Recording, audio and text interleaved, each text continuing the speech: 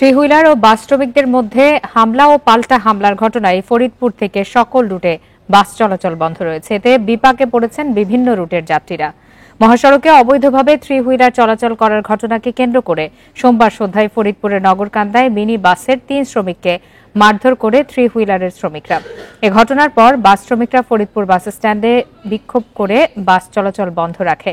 রাতে উভয় পক্ষের মধ্যে কোনো ধরনের সমঝোতা না হওয়ায় মঙ্গলবার সকাল থেকেও অভ্যন্তরীণ কোনো রুটেই বাস চলাচল করেনি। আর দুপুর থেকে মুন্সিবাজার এলাকায় মহেন্দ্র শ্রমিকরা সড়ক অবরোধ করলে ফরিদপুর থেকে দূরপাল্লার সব ধরনের বাস চলাচল বন্ধ হয়ে যায়। এতে সকাল থেকে যাত্রীরা ভোগান্তিতে পড়েন। সংকট নিরসনে উভয় পক্ষের সাথে আলোচনা করছে প্রশাসন।